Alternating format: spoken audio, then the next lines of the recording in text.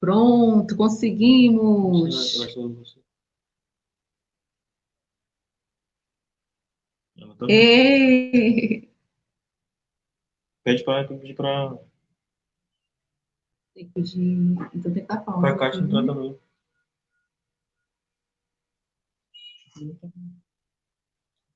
Acho que não viu o convite ainda. Ninguém testou ela. Estela.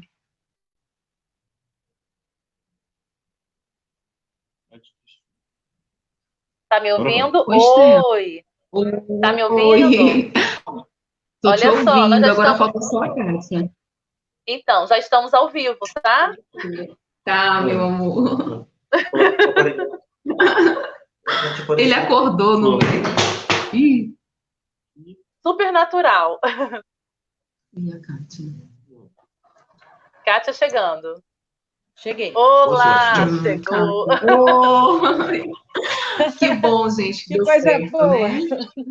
Que coisa Então, teve, maravilhosa, nossa. teve, teve, teve que colocar o aplicativo, né? Para poder. Tivemos que Isso. colocar o aplicativo, né? Ficamos mais ou menos. Vocês estão conseguindo me ver, gente? Eu tô assim, né? Sem... É, Você tem que se enquadrar mais, você está pela metade aí. Opa, melhorou? agora. Melhorou. pronto, é. Bom, Lu, Vocês. Oi? Lu, você já está ao vivo no Facebook, Sim, sim, tá? eu tô vendo que a gente já Ah, tá. Nossa. Enquadrou melhor aqui, gente? Vocês desculpem, né? Vocês sabem que eu sou um pouquinho atrapalhada, assim, no tá meio com bom aqui dessa enquadramento. tentativa. Tá escuro, mas tá com bom enquadramento. Deixa eu ver se eu consigo melhorar um pouco. Melhorou um Acenda a luz. pouquinho, né? Tá. Isso. A luz da Deixa eu sua ver se eu sala está consigo. acesa? Tá, A luz da Cisa? Deixa sua eu ver se eu casa, consigo ir para um melhorou. Assim, lugarzinho mais claro. Agora, assim. Ih, melhorou um pouquinho, né, gente? melhorou. Melhorou. Ai. Eu vou começar logo dando boa noite e pedindo desculpas, né? A gente está aqui há quase 50 minutos tentando, né, fazer acontecer e a gente teve que instalar um programa, né? Porque o Facebook não estava liberando. E falar que eu estou tremendo, vocês sabem, né? Quem está chegando por aqui agora que não me conhece sabe que a gente é bem emotivo por aqui. E estar com vocês hoje, eu vou iniciar apresentando Estela. Estela é mestre em educação, apaixonada por educação, foi minha primeira professora da faculdade há quase 10 anos, no Rio, e acho que melhorou um pouquinho, né? E Kátia, chamar ela de Kátia é difícil, porque eu só consigo chamar ela de doutora. Ah, não, por favor, eu sou médica. A Kátia é arte educadora do Recife, faz parte do Círculo do Coração, e daqui a pouco a gente vai conversar sobre tudo isso, né? A gente está na conexão Paraíba, Rio e Recife, e todo mundo chegando aqui, o meu coração está bem Exatamente. disparado. Né? Eita, coisa boa. Quase Maravilha. 1 hora para a gente conseguir ficar ao vivo, e a gente pede novamente desculpas. Vou deixar as meninas darem boa noite para a gente começar. Então, Estela? primeiro quero agradecer o convite, né, de poder participar desse trabalho, que eu acho que é um trabalho de muitas mãos, é uma grande corrente, né, pelo um bem maior, né, que é a educação, o brincar, entre tantas outras coisas legais que vão aparecer aqui, e poder dividir com uma colega do outro ladinho do Brasil, não é? Acho que também é apaixonada pela educação, que foi também trazida para esse campo, eu acho que ainda é melhor ainda. Com certeza, Muito bem, menina. gente. Muito bacana. É uma celebração. Eu acho muito importante que nesse momento difícil que a gente está vivendo de pandemia, essa ideia foi genial, Lu. Então, você agregou, né? Tem pessoas assim que vão na frente, né, e saem arrebanhando aí todo mundo que gosta de trabalhar com a educação, com a criança, né, com essa importância da infância. E a gente está aqui para contribuir também. Eu sou Kátia Sampaio, sou arte educadora da ONG Círculo do Coração, estou com a camisa aqui do Círculo, e a gente passou bastante material. Eu vou ficar à disposição aí para Lu vai conduzir, né, e dizer como é que ela vai querer que a gente vai dando as informações. Por enquanto, me apresentando, né? O Círculo do Coração tem 25 anos de existência e a gente trata de crianças cardiopatas. É um núcleo, um nicho de doenças congênitas que a gente realmente abraçou essa causa. E já faz 25 anos que a gente busca criança carente, criança em família em vulnerabilidade social. Não temos patrocínio de ninguém a não ser da sociedade, né, civil, que vai e faz esse apoio para a gente, né? Nem todo mundo é voluntário. Eu preciso de médicos, eu preciso de toda uma estrutura, né, para poder apoiar essas crianças. A gente está abrindo a Casa do Coração, reabrindo agora, a partir daqui 8 dias a gente está reabrindo, e o trabalho vai continuar, da gente estar garimpando essa criança, sobretudo do interior, né? Nosso trabalho é muito voltado para o interior, porque na cidade há mais possibilidades, mesmo que o governo não tenha políticas públicas definidas, né, para auxiliar essas crianças, identificar a tempo, mas no interior é sempre mais difícil, é um diagnóstico difícil de dar. A criança vai, às vezes, mostrar sinais de alteração, de oxigenação bem mais tarde. Aí a gente precisa realmente estar mais perto, tá próximo, né? Aí, o início. Vocês falaram, né, já. Vocês estão falando e está passando um fio na minha cabeça. As pessoas estão chegando, o Vitor, a Lana, e a gente vai controlando a emoção até para conseguir prosseguir. A Kátia falou, né, sobre o momento difícil que o mundo passa, que a humanidade passa. E para falar, né, como se configurou esse projeto, a gente tinha uma ideia já concebida ano passado, né? Para quem não me conhece, eu sou assistente social, mas sou, assim, louca, apaixonada por educação. Trabalhei com recreação infantil por 11 anos, fiz comunicação, sou radialista, e sempre buscava algo que fosse ligado mais intrinsecamente à educação. Até na época da faculdade, as cadeiras, aquelas optativas, eu ia sempre para a educação. Eu não vejo outra forma da gente, né, ter um mundo melhor se não for através da educação. E com o advento da pandemia, todo mundo teve alguma mudança, e acho que brusca, né? Tudo passou a ser reconfigurado. A gente ainda está aprendendo a fazer esse novo fazer, na verdade. E a gente tinha um projeto com alguns temas que abordem saúde, educação, entretenimento, na primeira infância. Nós não iríamos iniciar pelo brincar, né? Iríamos iniciar pela questão da deficiência, e por conta do meu filho, que daqui a pouquinho eu chego nessa parte. Mas com a chegada da pandemia, as crianças tiveram que sair da escola de uma hora para outra, todo mundo teve que ficar trancado dentro de casa, e como eu sempre postei muitas coisas dos meus filhos, brincadeiras, atividades, os colegas começaram a pedir brincadeiras, mas chegou a um ponto que eu não tinha mais como atender individualmente.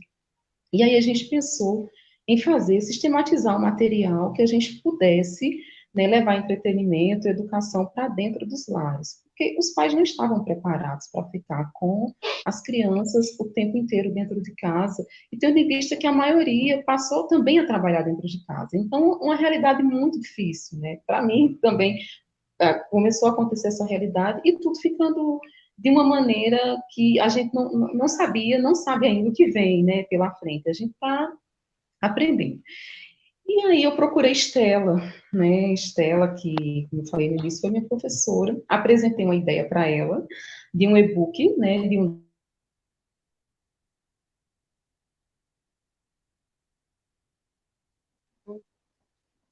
Normal, né? A gente tem que dar uma travadinha. Voltamos. A gente queria trazer um olhar mais amplo para o...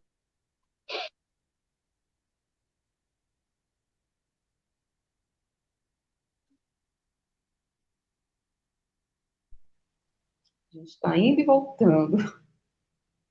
Boa noite para quem está chegando. Então, repete, né, ali, desde o início do seu livro. A ideia do livro, ela surgiu após a pandemia, né? A gente tinha uma ideia de 4 temas e 4 e-books, mas não iríamos iniciar pelo brincar. Com a pandemia, com todo mundo trancado, as crianças, a necessidade de um entretenimento, mas um entretenimento, né, de qualidade, um entretenimento que buscasse o desenvolvimento integral da criança. E aí a gente começou a revisar o material que a gente tinha, refletir sobre as atividades que eu faço com as crianças em casa, que nós fazemos. E eu procurei Estela, que foi a minha primeira professora de faculdade, de metodologia científica. Então eu pensei, nossa, quem pode me ajudar a organizar esse material? Estela, nossa, claro, tinha que ser Estela. E aí procurei Estela, apresentei o material, falei um pouquinho para ela da intenção do material, que era buscar ampliar o olhar do brincar, que de certa forma ainda tem um certo preconceito social, né, com o brincar. A gente ainda não vê o brincar como ele realmente é, como a potência, com a amplidão que o brincar tem, principalmente na primeira infância. A criança aprende brincando, constrói memórias brincando, aprende a sair de situações brincando. Então, como a gente vivencia muito isso, veementemente aqui em casa, são 3 crianças com idades e necessidades específicas, e a gente posta muito, né? A gente compartilha muito com os amigos. E a gente também tem muitos amigos, né? Ao longo da nossa caminhada, a gente conquistou amigos. Por eu ter trabalhado 11 anos com recreação infantil, as minhas crianças hoje são adolescentes, são adultos que estão na faculdade e continuam com a gente. Então, a gente tinha muito guardado. E a gente pensou, então a gente pode, nesse momento, fazer uma devolutiva social, né? Trazer isso que a gente tem, esse olhar sobre o brincar, e quem sabe não contribuir, não agregar para as famílias que também, como a minha, estão passando por inúmeras dificuldades.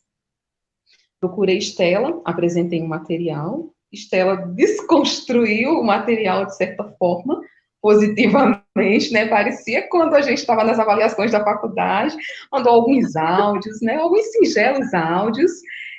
Bem, Lu, a gente precisa conversar. Eu tenho uma proposta, você reestruturar esse trabalho, que tal? E começamos a dialogar, né, Estela?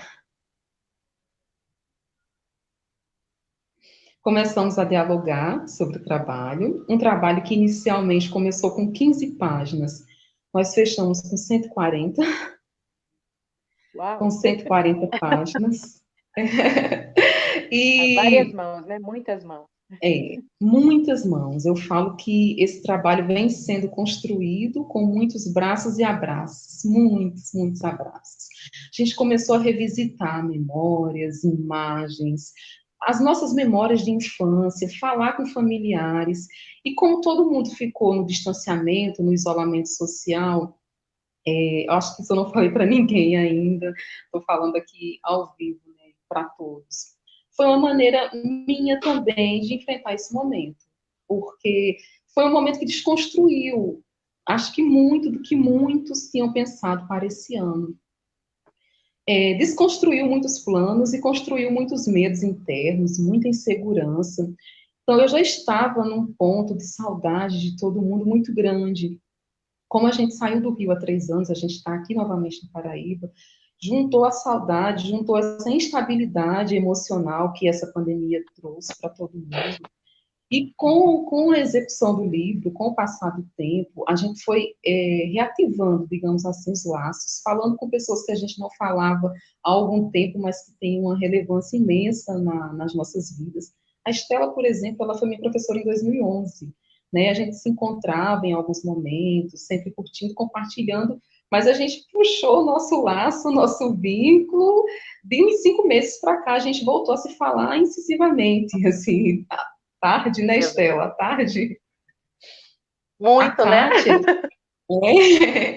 A Kátia, que faz parte de um processo muito importante da minha vida, que daqui a pouco eu chego lá, eu procurei ela, e ela estava chegando de viagem no carro, e ela falou, vou parar para ver esse material, e ela disse, Lu, querida, você me dá um tempinho, que eu vou ver, e depois falo com você. E o que aconteceu, a Kátia não esperou, ela disse, olha, eu já estou lendo o material aqui, e antes de eu convidar, ela disse, filha, querida, eu gostaria muito de contribuir com o tema. Então, assim, na hora que ela falou, eu já comecei do outro lado. Eu falando com ela, amamentando o Valentim e chorando de alegria. Porque esse trabalho, ele tem muito ele é muito emotivo. Quem vê, né, quem vê o material, consegue ver nas imagens, né, consegue ver tudo que a gente tenta passar, porque são imagens verdadeiras, são imagens que não foram feitas para um livro, são imagens que foram capturadas, são imagens que foram construídas ao longo de vidas, né? Tem imagem de comadre, de amiga, da infância de 40, 50 anos. E aí tem imagem dessa amiga com o filho brincando. Então é um trabalho cheio de afeto, cheio de amor, no sentido mais grandioso da palavra, porque ele não foi feito apenas pela minha família, e eu me sinto muito à vontade em falar dessa forma, falar que ele é grandioso, porque ele está sendo feito por mais de 50 famílias, é muita gente envolvida, direta ou indiretamente. São muitas cidades, né? A Estela está no Rio, Kátia está em Recife, eu estou em Lagoa Seca, no Brejo Paraibano, e a gente tem gente de Angola, sabe, que pediu para participar do material, a gente tem gente que está em Portugal, a gente tem gente que está na Bahia, então ele também passa pelo brincar em diversas partes, não só do Brasil, a gente conseguiu ir até um pouquinho mais distante. Eu queria pedir agora, Estelinha, como a gente chamava, né, na faculdade, para você discorrer um pouquinho, né, sobre a importância do brincar no aprendizado, na primeira infância, né, o brincar como uma conquista, um direito da criança, né, porque ele é garantido constitucionalmente, ele é garantido na Base Nacional Comum Curricular, ele é garantido no Estatuto da Criança e do Adolescente, mas a gente sabe que em um país tão amplo e, infelizmente, ainda tão desigual, né, com estruturas, né, são vários Brasis, como a gente pode minimizar, né, essa distância que ainda tem da garantia do direito para a prática e a efetivação do direito. Se você puder, né, eu sei que a sua contribuição é afetiva, é real, é vivida, ela transcende. Então, vou tentar falar um pouco sobre a questão da infância. Mas antes disso, eu queria falar um porquê de ter topado um trabalho desse, um projeto desse, né? Eu acho que, tanto quanto eu, quanto Kátia, a gente tem um sentimento de por que a gente resolveu, né, no meio de tantos outros afazeres, participar de mais um projeto. Eu poderia aqui elencar várias coisas, né? Primeiro que a minha relação com a Lu, como ela mesma disse, começou lá em 2011, né? Professora de ensino superior, acolhendo ela na faculdade, mas o fato de ela ter sido aluna, e quem é meu aluno sabe disso, né? Minha rede é muito afetiva, tenho vários alunos, ex-alunos na minha rede, né? No Facebook, em outras redes também, mas o fato dela ter se formado e indo embora, isso não significa que a gente não pudesse manter contato. Então, a gente tinha um contato, tem uma admiração do que ela vem construindo ao longo do trajeto, não é? Às vezes eu brinco com alguns alunos que falam assim, olha, gente, a gente se dedica tanto como professor, nesse momento que o professor está sendo tão desvalorizado, né? A gente se dedica tanto que eu quero ter meus alunos no meu Facebook, senão eu vou excluir a garotada. Se fizer coisa feia, eu vou excluir, né? Então, se tá no meu Facebook é porque tá fazendo uma coisa bonita, não é isso? A tia fica orgulhosa. A tia fica orgulhosa, né? Então, tem isso, né? Então, de acompanhar esse trabalho. Então, quando o aluno me pede a primeira vez para eu dar uma olhada, né? Que a gente está aí nos últimos 4 meses fazendo esse tipo de trabalho, né, Luciane? Mais ou menos isso. E a Lu, ela me coloca, eu entendo que eu não poderia fazer uma colocação apenas, tá legal, segue. Porque não deixo de ser professora. E aí eu novamente reafirmo o papel de professor. O professor, ele não deixa de ser professor. Ele é professor de manhã, de tarde, de noite, ele dorme professor. 24 horas, tá? Por mais que ache que somos inúteis, somos os únicos que estamos fazendo o trabalho, não é isso? Estamos aqui fazendo trabalho. Pouca gente não está vendo isso, né? Mas a gente está aqui fazendo trabalho. E quando ela me mandou, eu fiz o meu papel de professora. Ai, tá muito legal isso, mas vamos ampliar. E aí a fala da Lu agora é uma fala que mostra o quanto ela ouviu o que eu disse. Então, ela trouxe a Base Nacional, o RCNEI, ela trouxe a Constituição, ela trouxe o ECA, algumas das coisas que ela já sabia, mas que o material dela precisaria de um reforço teórico. E é isso que ela trouxe. E o que a gente veio discutindo, né, nesse tempo? O brincar é essencial, o brincar é para a vida. Eu participei de uma outra live essa semana falando da importância da ludicidade para toda a vida, para a gente aprender para a vida toda. Só que o brincar está muito associado à infância. E ela tem sido negada constantemente à infância, o direito ao brincar, né? Então, historicamente, a gente não tinha a conceituação de infância, as crianças eram miniaturas de adulto, né? A legislação que garante os direitos da criança é uma legislação recente.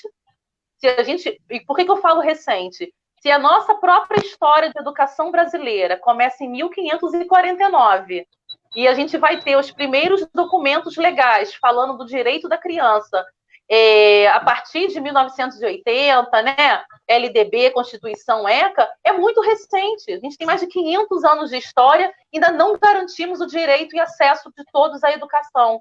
Eu não estou nem falando de qualidade, estou falando de garantia de matrícula, né? De ser atendido, né? De ter mais espaços como o que a Kátia está atuando. Mas a garantia da educação ainda é um direito a ser conquistado por muitas crianças, principalmente as crianças de zona rural, do norte, do nordeste, né? Que tem uma menor possibilidade de entrar no espaço escolar. A escola é muito importante? Ela é importante porque lá nós vamos ter profissionais preparados para pensar nas diversas formas de possibilitar às crianças a aprendizagem, e aprendizagem a partir do brincar, porque é aquilo que a criança conhece, né? É aquilo que ela vivencia. E quando a Luciene traz no seu material que ela está oferecendo, né, num grande e-book, ela abre as portas da sua casa e registra os seus filhos, colegas dos seus filhos. Isso mostra o quanto que ela não só acredita, mas o quanto que ela viabiliza com os seus filhos atividades educativas e lúdicas que possibilitam a aprendizagem. Então é muito simples. Você vai no Facebook dela de 2 anos atrás, vê algumas fotos e olha agora como estão os filhos dela. Como os filhos dela se desenvolveram, como os filhos dela, né, cresceram, ampliaram o conhecimento e construíram, né? Muita gente acha que brincar é só para criança, e não é só para criança. Quem é que não está sentindo falta de estar junto com os amigos nesse momento de pandemia, gente? Né? Daquela troca do café, não é, gente? Que vontade de estar junto com as pessoas. Ontem, eu participei de uma reunião da escola, sou professora de uma escola estadual, e o diretor pediu que a gente ficasse na nossa reunião. Gente, vamos fazer o nosso momento cafezinho, né? E ele começou a reunião com um professor tocando violão. Não tinha nada mais interessante do que aquilo, porque a vontade que dava era de estar na sala dos professores, não era? Ali juntinho com aquelas pessoas, no momento de brincadeira.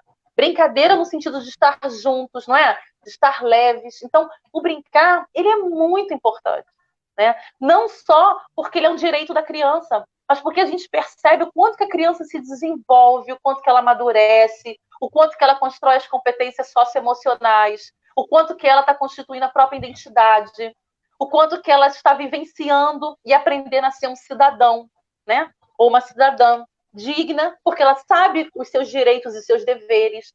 E a partir do brincar, ela pode interagir com o mundo. Então, o brincar ele tem muitas vantagens, não só para a criança, deveria ser para a vida toda. Mas aí é momento para um outro bate-papo. Estela, obrigada. Eu sabia, né, que poderia contar com você, e justamente por você vivenciar tanto isso, por a gente dialogar tanto isso, né, na faculdade, quem foi teu aluno sabe, quanto você é apaixonada por isso tudo, quanto você respeita isso tudo. E quando a gente estava nesses 50 minutos que a gente ficou tentando organizar tudo aqui, né, tentando baixar o programa, fazer essas coisas todas, a Luísa veio aqui falar comigo, vocês viram, né, a Kátia e a Estela, elas viram quando a Luísa chegou. E aí eu fui levar ela de volta para a cozinha, que a gente fez, assim, uma força-tarefa. O Luiz está com eles na cozinha e eu estou aqui na sala. E ela disse, eu sou a pessoa mais feliz do mundo, e hoje eu estou muito feliz. E assim, ela falou do nada, a gente não estava conversando, eu fui levar ela para a cozinha. Eu disse, por quê? Ela disse, porque eu estou brincando com meu pai na cozinha, com meu irmão. Então, como a Estela, né, sintetiza muito do que a Estela falou, o brincar, ele é fonte de vida, de aprendizado, de pertencimento para a criança. No e-book, a gente faz essa caminhada, né? A gente sentou esses marcos e a gente tenta fazer um paralelo, trazer o brincar na primeira infância, na verdade, o brincar quando a criança ainda está na barriga da mãe, porque a gente fala de diversas formas do brincar, né? A gente dividiu, a gente apresenta brincadeiras psicomotoras, a gente explica o que são essas brincadeiras, né? Como elas são fundamentadas, qual a utilização, a gente perpassa essa questão do brincar enquanto uma coisa física, né? A gente traz o brincar na música, o brincar nas artes plásticas, a gente traz o brincar no contemplar a natureza. Eu estou numa cidade que 80% da população reside em zona rural. Se eu não me engano, 70% das escolas ainda são escolas rurais. Então, as crianças, elas têm muito acesso à natureza. Elas aprendem muito. A gente observa como elas aprendem a resolver problemas a partir do brincar livre na natureza. Né? Mas como chamar a criança da metrópole, a criança que está no Rio, a criança que está em São Paulo, a criança que está numa cidade grande, para ter esse contato com a natureza. A gente também faz um esforço e tenta apresentar isso no e-book, porque a gente não precisa estar dentro de um campo, dentro de uma floresta, para a gente se conectar com o natural.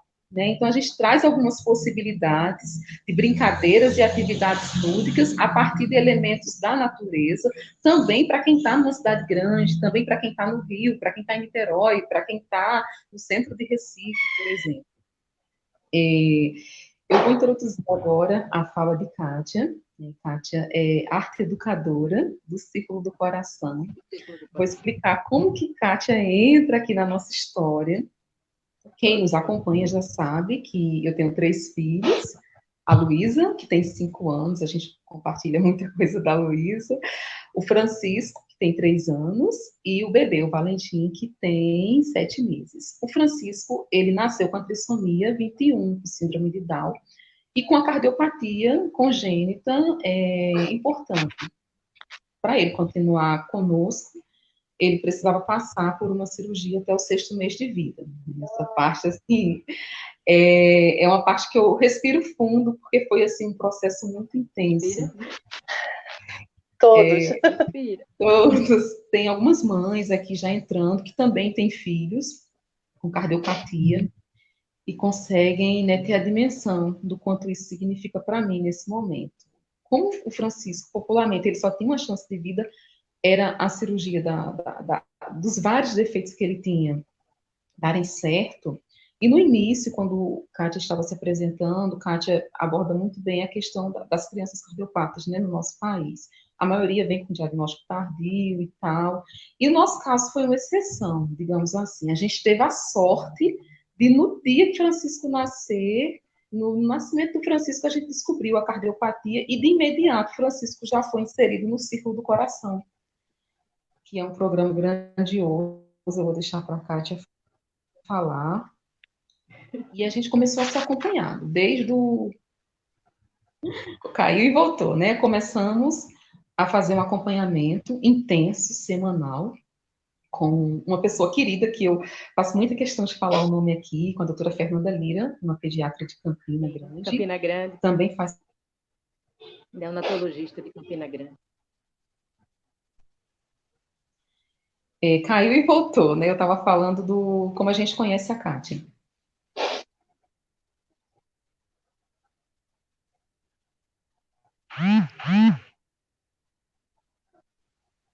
Até a gente chegar no momento da cirurgia, que foi em Recife.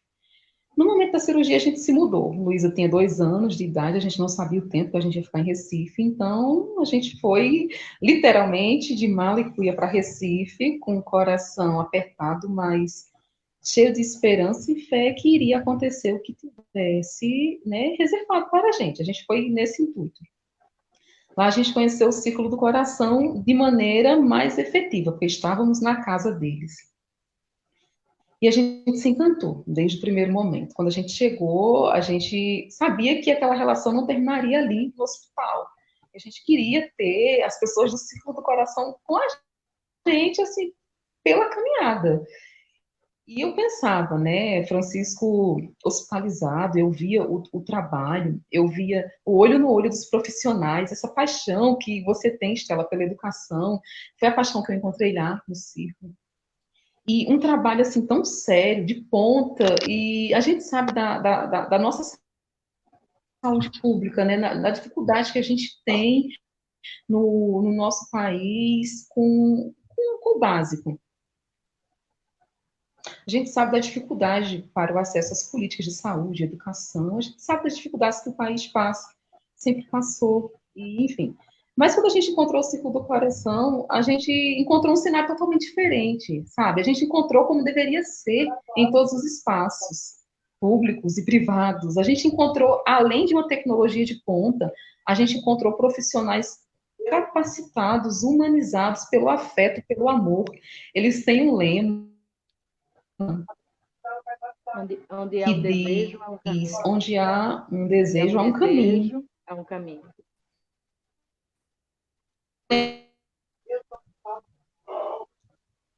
Eu lembro que a gente fazendo os exames, a gente passava por alguns corredores.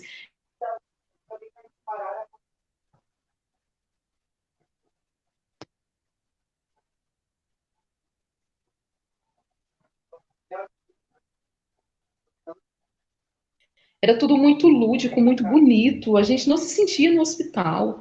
As pessoas falavam com a gente, abraçando, com afeto, perguntando se a gente queria água, se a gente queria café, se a gente queria lanchar.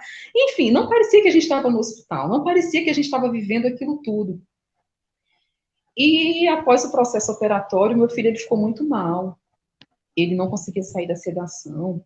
E era carnaval em Recife, né? Vocês conhecem o carnaval de Recife, ao menos pela televisão, aquela festa, é o galo da madrugada na rua, e a gente pegando metrô, indo para o hospital, e de repente na UTI entra o pessoal com todo cuidado, com todo carinho, sabe? Com tom de voz, mas cantando marchinhas de carnaval, enfeitando as crianças. E eu pensei, nossa, gente, que é isso? Que mundo maravilhoso é esse que a gente está vivendo?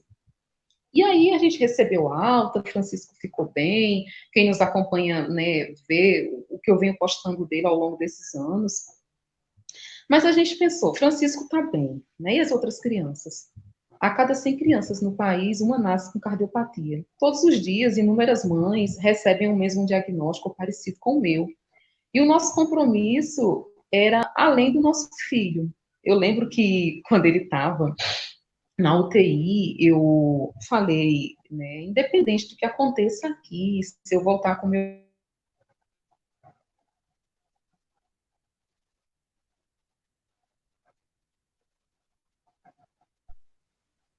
A minha vai continuar com ele e por ele.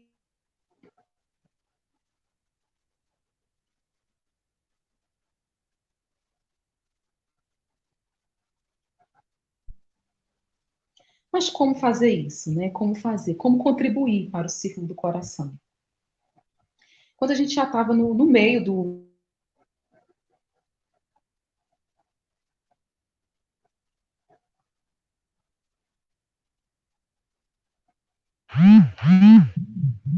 No que o trabalho se transformou, a gente pensou em não comercializar esse e-book, né? Não comercializar. A gente sabe do momento difícil que o país passa, que as pessoas passam, economicamente.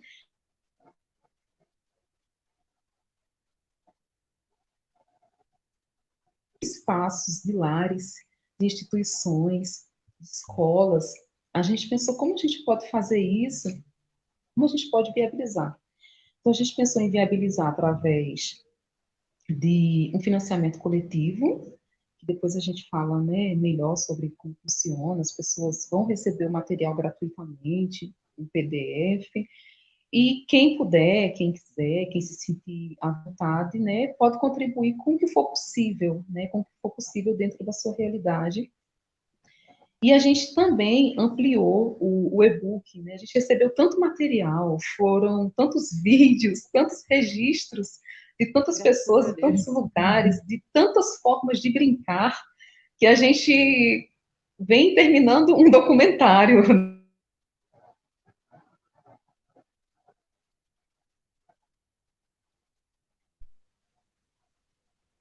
Um vídeo cheio de emoção para a gente compartilhar também e tentar levar o brincar com esse outro recurso.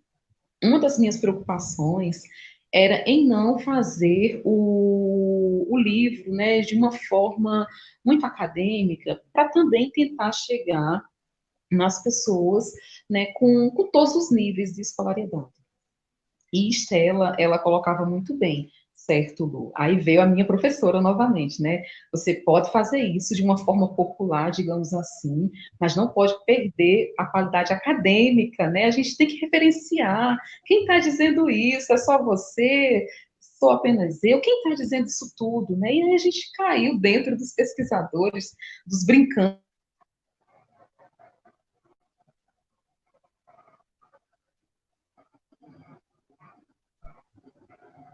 A gente conversou e decidiu abrir um financiamento coletivo, através do qual 50%, metade de todas as doações que a gente arrecadar com material, vai direto para o Círculo do Coração, que abriu a Casa do Coração, e agora eu abro espaço para a querida Kátia. É um exercício para mim não chamar ela de doutora, porque eu me acostumei a chamar ela de doutora. Kátia, pode chamar Então, eu abro, né, a gente abre espaço agora para a assim, Kátia querida. colocar essa experiência maravilhosa do ciclo do coração, com a ludoterapia, com brincar nesse ambiente, né, da ausência da saúde, a importância de brincar e falar um pouquinho desse. Bom, deixa eu ver se ela volta, que parou um pouco. Voltamos, voltamos. Ô, Lu, realmente é um prazer enorme, né? Esse espaço que você abre para a gente tratar, né, da criança cardiopata no universo do tema, né? Muito sugestivo, brincar. A Estela dizia aí que as crianças ficam adultas rápidas, né? A infância está cada vez menor, mas dentro dessa realidade que é a que a gente vê hoje, né? Das crianças com a infância cada vez menor, todas ligadas, plugadas nos seus smartphones, desde pequenininho o pai e a mãe já dá. A gente insiste com o tema brincar, né? A gente insiste em fazer arte-educação. No nosso caso, a gente leva arte-educação para as crianças através da música. Eu sou compositora, sou cantora, toco violão, e através da música a gente encontrou uma ambiência para poder acolher essa criança cardiopata. Estela falou de uma maneira macro, né? E eu vou falar de uma experiência que nós tivemos no Círculo do Coração. Então, gente, em 2011, havia na Paraíba, no estado da Paraíba, o estado vizinho, 4 milhões de habitantes, e 1h30 de Pernambuco a gente chega na Paraíba, né, de Recife até João Pessoa. Havia a fila da morte. Você lembra disso, Lu? A fila da morte. Houve uma denúncia na mídia que as crianças estavam nascendo roxinha, falecendo. Nascia roxinha, falecia. E a Secretaria de Saúde, na ocasião, nos procurou em Recife. A história é bem comprida, eu vou fazer um resumo aqui só para vocês situarem como é que chegou a arte-educação através da música na necessidade dessa população da ONG, né? A necessidade que a gente viu. Então, nesse cenário, 2011, 2012, saiu nos jornais que era a fila da morte. A criança estava morrendo e não tinha como se ver. Então, alguma médica lá disse para a Secretaria de Saúde de lá da Paraíba que havia uma doutora chamada doutora Sandra Matos, da Unidade de Cardiologia Pediátrica Materno-Fetal, chamada UCMF, dentro do Hospital Português, que é um hospital de referência, que trabalha já há 25 anos com criança cardiopata, gestante também, ela faz ecofetal, e também trata com criança com cardiopatia congênita. E que isso poderia ser, né, essas crianças nascendo roxinhas poderiam ser problemas no coração. A ignorância local dizia que era resto de parto. Vocês lembram que se chamava assim, resto de parto? Sim, Vira esse termo? sim. Resto de parto. Então, é como se não aspirasse a criança corretamente, os recém-nascidos, e eles ficavam em sofrimento e vinham a falecer. Que resto de parto, gente? Que isso? Você pode até ter um caso pontual, assim, que nem dá estatística. Porém, o que havia era uma criança com coração em sofrimento. E eu não sei se, como acontece, de repente, esse acontecimento lá na Paraíba fez com que eles nos procurassem em Recife e uma comissão médica foi até lá, em loco, verificar. Doutora Sandra e sua equipe, observando algumas crianças, fizeram ecocardiograma e a oximetria, que é a medição, né, do oxigênio no sangue das crianças, e via-se essas crianças com o coração em sofrimento. E aí fez um diagnóstico e mostrou para a secretaria. E aí, então, se formou, gente, em 2013, um convênio entre Pernambuco e Paraíba para se formar. Aí nasceu a Rede de Cardiologia Pediátrica Pernambuco-Paraíba, RCP-PEPB. Nós trabalhamos no estado durante 6 anos. E nesses 6 anos, nós varremos todo o território paraibano, fazendo capacitação, primeiro que tudo, né? É difícil dar um diagnóstico para uma criança que esteja com esse tipo de doença congênita. Então, fizemos capacitação primeiro na base, com enfermeiros e técnicos de enfermagem.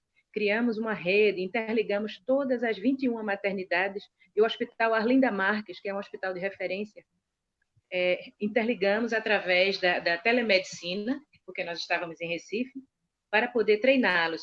Uma vez por semana nós íamos a campo treinar o pessoal para fazer o manejo e o conhecimento. Feito isso na base, nós passamos então para os pediatras. E os pediatras da Paraíba, 13 pediatras viraram cardiopediatras. Ou seja, para não me estender muito nessa parte, hoje a Paraíba já tem todo o seu território interligado pela rede de cardiologia pediátrica, agora 100% paraibana, e nós fomos a campo, através de ações médicas, sociais e educativas, para conhecer, de fato, essa família que tinha essa criança com esse tipo de problema de saúde, né, dessas doenças no coração. Então, nossa equipe de cirurgia se dignou aí, uma vez por semana, no Hospital Arlinda Marques, fazer as cirurgias lá. Nesses 6 anos de convênio, como é política, né, saiu o governador, saímos nós também, mas nós passamos o bastão e a Secretaria de Saúde lá tem, com todas as dificuldades, que a gente não vai dizer que está lá a 100%, né? Mas todas as dificuldades, eles têm mantido o trabalho de ajudar essas crianças nesse estado.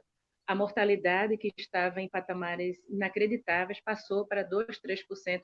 Morre criança com cardiopatia congênita no estado, morre, como também em Pernambuco, mas agora em índices aceitáveis, não como era antigamente. Então, nós usamos todo o nosso know-how para ajudar esse estado. Fizemos um trabalho de conscientização das famílias, levamos a arte-educação através da música para as famílias, porque não é só tratar a criança, né? É importante que a gente trate a família também para saber como lidar com aquela criança. É difícil você fazer com que toda a família se engaje no tratamento de uma criança assim. Aí como é que chegou a história do brincar e da arte-educação no círculo? Eu trabalhava eu estava falando com a Estela, antes das nossas conexões, eu trabalhava com celular, na rede da Tina, claro, por 15 anos. E a doutora Sandra Matos me convidou e disse, olha, vamos fazer um trabalho educativo com a população paraibana. As crianças são tratadas por nós, a gente faz o atendimento, mas depois a gente precisa levar conceitos de educação em temas populares. E como você tem essa facilidade com a música, tem essa ambiência com a música, vamos fazer. Então, assim aconteceu. A gente ia nas cidades, nós fizemos, cada ano a gente fez uma caravana. Durava 2 semanas. E nós íamos a cada dia em uma cidade e fazíamos 100, 150 atendimentos. Nesse momento a gente reencontrou Lu, não foi? Foi isso mesmo. Fazíamos esse atendimento e nesse portas abertas mesmo nas escolas públicas. Cada sala de aula virava uma sala de atendimento, levamos os nossos equipamentos, nossas máquinas de eco, nossos oxímetros, e a Caravana do Coração, assim foi batizada, abriu portas não só para a cardiologia pediátrica, mas também para outras especialidades. Então, se juntaram a nós a odontologia, a clínica geral, a fisioterapia, o educadores físicos, nutricionistas, psicólogos, serviço social, enfim, virou uma caravana multidisciplinar. Então a gente abarcou também em 2016, quando houve a microcefalia, a Caravana do Coração atendeu essa criança também. Em 2017, a saúde materna estava um problema, as crianças estavam bem agora, e quem estava morrendo eram as mães, com hemorragia, com eclâmpsia, com um problema seríssimo lá. Então, a gente estabilizou as crianças, mas as mães estavam em um óbito alto. Então, a gente abarcou também a saúde materna. E assim foi de 2011 até 2018. Assim terminou o convênio. Voltamos, então, para Recife, e aqui nós fundamos a Casa do Coração, um imóvel cedido pela família doutora Sandra Matos. Ela tinha a casa dos pais e disse, pronto, gente, acabou o convênio, acabou o financiamento da Paraíba, e vamos fazer o quê agora, né? Vamos nos voltar para a nossa cidade. Então, ela tem a casa de papai, vamos visitar. Então, nós fomos visitar a casa do pai dela, e aí também movimentando a sociedade civil, como disse, nós não temos financiamento, nem de governo, nem municipal, nada. Nós não temos financiamento. Então, a gente foi à sociedade bater na porta lá, me dá um tijolo, me dá um saco de cimento, uma massa corrida, uma tinta, e aí então a gente reformou essa casa. Quando começou a funcionar, com 6 meses, veio a pandemia. A gente não pôde mais continuar. Então, um preâmbulo aí que eu fiz para vocês entenderem como funcionou o nosso trabalho com as crianças cardiopatas. Então, quando a doutora Sandra me chamou, eu tinha já, então, feito um trabalho com temas que envolvem a saúde básica. Então, brincar foi o primeiro dele. Me permita, Lu, que eu vou mostrar o que eu mostrei para você. Então, claro. Abrir o carro-chefe da gente falar para esse pai e para essa mãe que a sua criança, ainda que seja uma criança com a cardiopatia, uma criança com esses problemas de saúde, elas também têm o mesmo direito da criança saudável, de brincar, de não ficar somente ali agarrado nos eletrônicos ou agarrado no próprio colo da mãe. A mãe da criança, como é uma situação, vou falar, me puxar as orelhas, como é uma situação nova para ela, de tentar entender o que está acontecendo, o que é o problema do coração, né? Uma coisa é você ver um problema visível, o coração está dentro, você vê a criança cansando, a criança roxinha, e a mãe não entende aquilo ali. Então, agarra como se fosse uma extensão do corpo dela, a criança ali, não deixa a criança ter a sua própria autonomia, né? E aí a gente começou com o tema brincar. E aí eu disse para as mães assim, brincar é coisa séria, importante e necessária, descansa nossa mente, não importa a faixa etária, brincar oxigena a cabeça e o coração. Se você não acredita, experimente essa canção. O sorriso brota, o humor melhora, a tensão relaxa e a dor vai embora. Guarde um instante para brincar no dia, nos rejuvenesce viver com alegria. Essa foi o carro-chefe do nosso trabalho. Então, elas foram entendendo, aí tinha dificuldade, a pressão alta, aí a gente começou a também pegar o assunto da pressão arterial alta e colocar em forma com melodia, nutrição ganhou melodia, escovação dentária, a higiene pessoal, todos os temas virados de educação popular ganharam melodia. E aí, então, enquanto a gente não atendia os pacientes nas nossas ações, ela está emocionada, que coisa linda. E enquanto a gente não atendia, eu fico com essas crianças e com os pais das crianças no pátio das escolas. Eu fico com as crianças no pátio da escola. Então, a gente brinca, a gente canta, a gente mostra os vídeos, eles vêm, as mães soltam eles. As mães aprenderam, as mães paraibanas aprenderam a soltar os meninos do colo. E ficava agarrado assim, Estela, Agarrava o menino que, com medo, ele não pode fazer isso. Não. Solte sua criança, deixa ele, deixa viver, deixa aprender, deixa cair, vai levantar, está aqui com a gente, não vai acontecer nada absurdo, né? Então, eu botava um painel lá, botava um PowerPoint lá com as imagens coloridas, e aos poucos elas foram aprendendo que a criança precisa ter a sua autonomia, a sua identidade. E brincar é muito mais do que o entretenimento. É guardar dentro da gente assim o que a criança que tem dentro da gente e levar, mostrar para seus filhos, né? Eu não tive na minha vida a oportunidade de ser mãe, né? Eu acho que Nosso Senhor me mandou filhos tortos. Eu acabei indo trabalhar com criança cardiopata. Então, assim, nosso trabalho de arte hoje continua na Casa do Coração, a gente está retomando em agosto, nós vamos continuar. E lá na casa, Lu, a gente não vai mais a campo, né? A gente fez o trabalho na Paraíba, indo em Catolé do Rocha, lá do sertão, lá de Cajazeiras, aí voltando Patos, Sousa, aí venho até o litoral. A gente veio fazendo esse trabalho em toda a Paraíba, mas hoje a gente faz esse trabalho na Casa do Coração. As crianças vêm dos interiores, eu recebo criança do Amazonas, gente. Eu recebo criança de Petrolina, da Bahia. Então, o Norte-Nordeste é o nosso campo de ação. Eles vêm agora até nós. Nós temos uma sede, graças a Deus, que não tínhamos. Agora a gente tem uma sede e eles ficam comigo num espaço de recreação. Eu faço o mesmo trabalho de arte-educação através da música, converso com as crianças para tranquilizá-las, converso com as mães o que é o exame. E na hora em que o pessoal da recepção chama eles para entrar nas salas, para fazer o eco, o eletro, já vão mais tranquilos e às vezes com vontade até de voltar para ficar lá na brincadeira.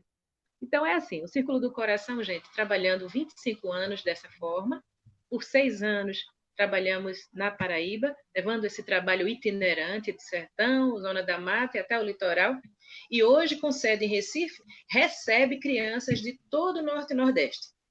Recebemos criança, damos o diagnóstico, acompanhamos e fazemos a cirurgia. Não é só chegar e cair no colo da mãe, ó, seu filho é cardiopata, precisa de cirurgia, e a mãe vai embora, assim, assustada. Mas não, nós fazemos todo o acompanhamento até que ela faça a cirurgia e vá para casa, e venha a ser acompanhada por nós. Então, assim, é isso que eu queria dizer a você. Para nós, para o Círculo do Coração, tudo começou com os médicos que já trabalham com a humanização, com a empatia, né? Se colocar no lugar. Nós fazemos isso que o Lu falou, é verdade. Eu não vou fazer falsa modéstia, não. O Círculo do Coração trabalha assim, pela bandeira levantada por doutora Sandra Matos, uma desbravadora. Nós não tínhamos na nossa região um serviço especializado dessa natureza. Ela trouxe, ela capacitou os profissionais de Recife e nós estamos agora procurando as fronteiras. Nós não queremos ficar só no nosso estado. Fizemos essa experiência com a Paraíba por 6 anos e agora voltamos para Pernambuco recebendo as crianças lá, para a gente tratar eles. Então, era isso que eu queria falar, mais ou menos. Se vocês quiserem mais alguma dúvida ou quiser perguntar qualquer coisa, Lu, eu saí falando que só, mas o nosso trabalho de arte é isso. Música é uma ambiência, né? Qualquer um, para adulto, para criança, as mães olham para a gente hoje e quando voltam, né? Elas são acompanhadas. Não é vai lá e nunca mais a gente vê, não. Elas voltam. Nós vamos retomar agora, depois desses meses da pandemia, nós vamos remarcar todas as crianças que ficaram suspensas sem fazer os acompanhamentos. Porque quem opera tem que fazer acompanhamento. A criança cresce, o coração cresce também. O coração mexido é um coração mexido. A gente tem que acompanhar como é que essa criança está fazendo. Às vezes, mãe opera, vê que o menino ficou bem, nunca mais volta lá. Aí, esse é o meu trabalho, de conscientizar. Mãe, não deixa. Tem que acompanhar, tem que voltar, tem que fazer um novo eco, tem que ver como é que está. E enquanto volta, eu vou brincando. Isso que a Kátia falou, né, eu estou me segurando aqui. É verdade, é muito verdade. E eu resumo numa palavra: dignidade. O Círculo do Coração, ele leva dignidade para as famílias, para as mães, para os pais, a maneira que acolhe. Antes de entrar em outro subtema, eu prometo que eu não vou me alongar muito, meninas, né? Se deixar a Estela, eu não saio daqui. Então, eu já conhecia o Círculo, né, como eu falei no início, quando o Francisco nasceu, e a gente se reencontrou fisicamente em 2018, junto da Caravana do Coração. Né, a gente foi com a Secretaria de Saúde aqui da minha cidade, junto com o Ministério da Saúde, nós fomos até uma cidade do interior também, que tem aqui Esperança, e lá a gente se encontrou novamente. Eles faziam cerca de 100, 150 atendimentos por dia.